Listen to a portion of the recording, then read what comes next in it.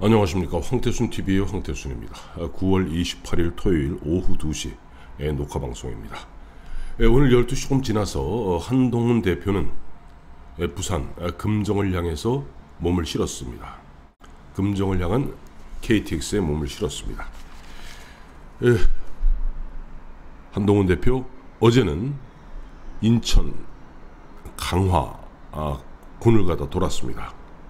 썸네일에 사진 있습니다만은 그야말로 시장, 재래시장 가서 순무, 김치 먹여주는 것도 열심히 입 벌리고 먹고 그야말로 깔끔한 엘리트 한동훈이 아니라 어떻게 보면 민초 속으로 녹아드는 모습을 보이기 위해서 애쓰고 있습니다.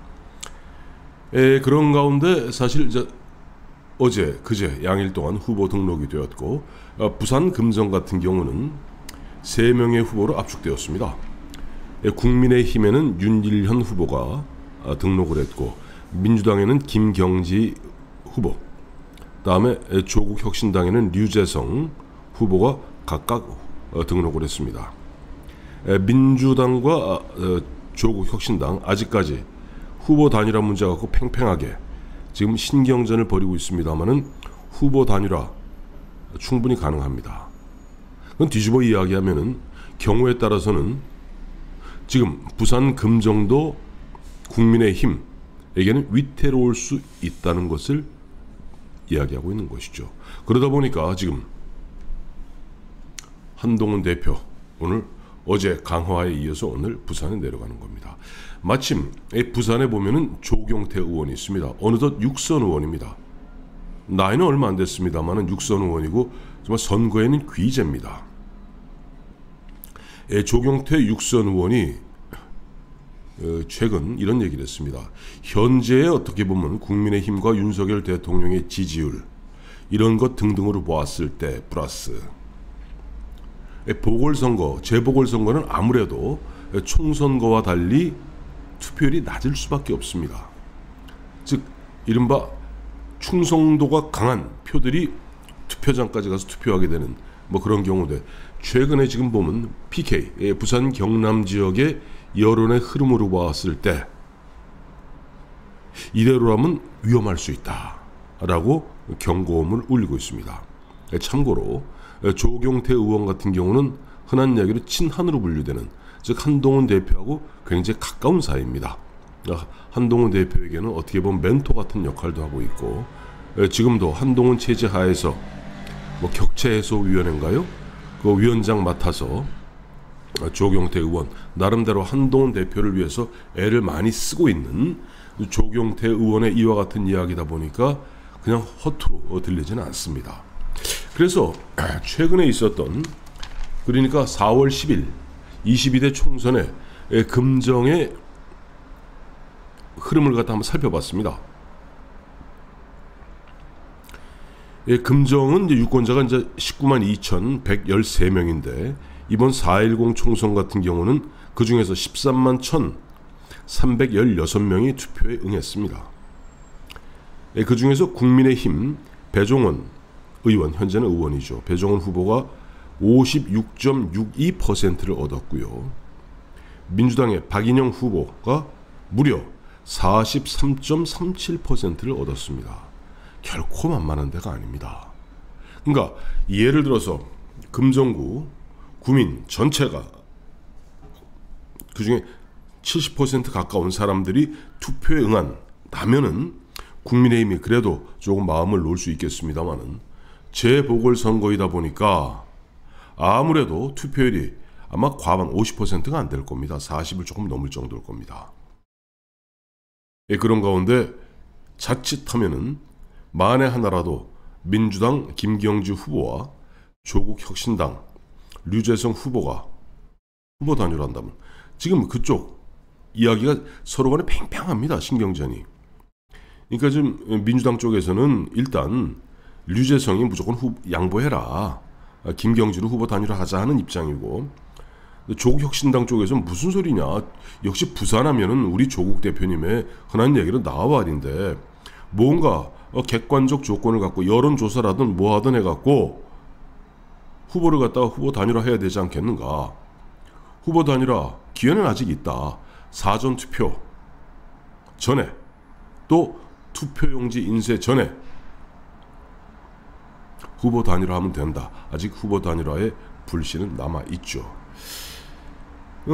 이번 4.10 총선에서 지역구 결과는 이제 백종원 후보 대 박인영 후보는 앞서 말씀드린 대로 국민의힘이 56.6%, 민주당이 43.4%로 결코 국민의힘이 이기긴 이겼습니다만 마음 놓을 수 없는 지경이고요. 비례대표 결과는 그렇습니다. 국민의힘의 위성정당인 국민의 미래가 48.17%, 즉 48.2%를 얻었고요. 더불어민주연합이 18.72%, 조국혁신당이 아무래도 더불어민주당보다는 훨씬 많이 나옵니다. 21.6%가 나왔습니다. 그래서 더불어민주연합과 조국혁신당 그 표를 합치면은 40.35%입니다. 결코 만만한 숫자가 아닙니다. 어제도 말씀드렸습니다만은 지금 강화 같은 경우도 안상수 전 인천시장이 나왔고 또 마침 안상수 전 인천시장은 두 차례에 걸쳐서 인천시장을 했고 강화도가 포함되어 있는 그 지역에서 무려 3번 삼선 국회의원을 했습니다. 그리고 이번에 무소속으로 나오면서 내가 이번에 군수에 당선되면은 바로 국민의힘에 입당하겠다라고 일종 공약 아닌 공약을 갖다가 내세우고 다니다 보니까 국민의힘 지지층들도 좀 오락가락하는 것 같아요. 그래서 어제 한동훈 대표가 당직자들을 대동하고 현지에 내려가서 대표의 입으로 쐐기를 박은 거죠. 안상수 후보 흔한 얘기로 표 갈궈서 상대방의 어부지리 줄 수 있는데 이 사람 복당한다는 거 절대 믿지 마라. 내가 대표로 있는 한 절대 복당 받아들이지 않는다 라고 일반 대못을 쳤습니다. 지금 안 그래도 지금 이번 네 곳에서 정당 추천하는 곳은 네 곳입니다. 기초단체 강화, 이쪽 금정, 전라남도의 영광하고 이제 곡성 네 곳인데 지금 민주당과 조국혁신당이 묻고 따블로 경쟁을 벌이고 있죠.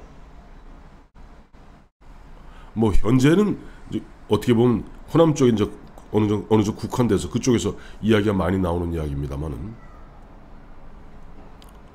지금 이재명의 민주당은 연간 100만 원씩 기본소득을 드리겠다라고 매표 행위를 하고 있습니다. 그러자 조국혁신당 쪽에서는 우리는 월 10만 원씩 1년에 120만 원, 즉 100만 원 받고 20만 원 더 묻고 따블로가 아니라 묻고 20만 원 더 120만 원 드리겠습니다. 그 돈은 어디서 나오느냐?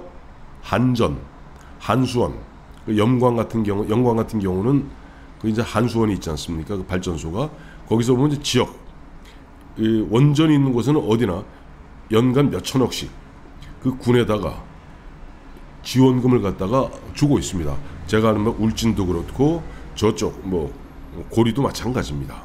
이제 그 돈에서 뺏쓰겠다, 묻고 따블로 뭐 이런 어떻게 보면 매표행위, 어떤 뭐 매표행위죠. 정확히 돈으로 표를 사는 행위를 벌이고 있고, 특히 보면 이제 금정 같은 경우도 마찬가지예요. 조만간 이 민주당하고 조국혁신당 아직은 서로 좀 팽팽한 신경전을 벌이고 있습니다만은 후보 단일화 가능성이 충분히 있습니다. 왜냐하니까 이번에도 보면 뭐 그 부산 쪽에서 그래도 목소리 좀 낸다는 문재인 전 대통령의 멘토 송기인 신부 있지 않습니까? 송기인 신부 같은 경우는 후보 단일화, 즉 야권 후보 단일화를 강력하게 촉구하고 있습니다.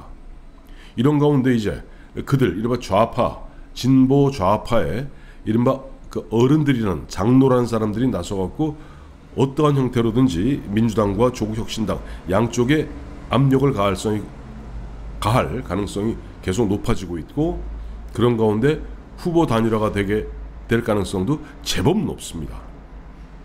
거듭 말씀드리지만 그야말로 총선같이 팽팽하게 붙었을 때가 56대 44죠.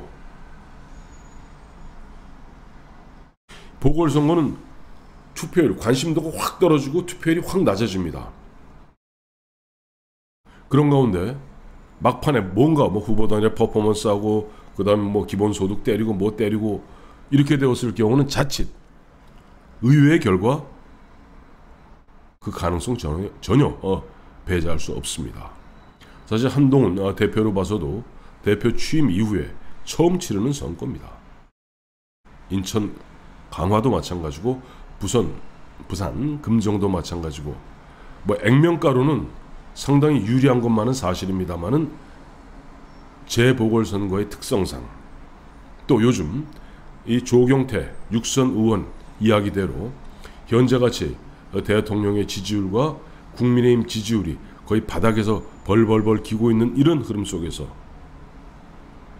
보수 성향의 유권자들이 의기소침하고 무관심 속에 빠져들은 가운데 자칫하면 의외의 결과가 나올 수 있습니다. 때문에 한동훈 대표는 오늘 불이 나게 또 부산 금정으로 출정하는 겁니다. 자, 주말 편하게 보내십시오. 고맙습니다.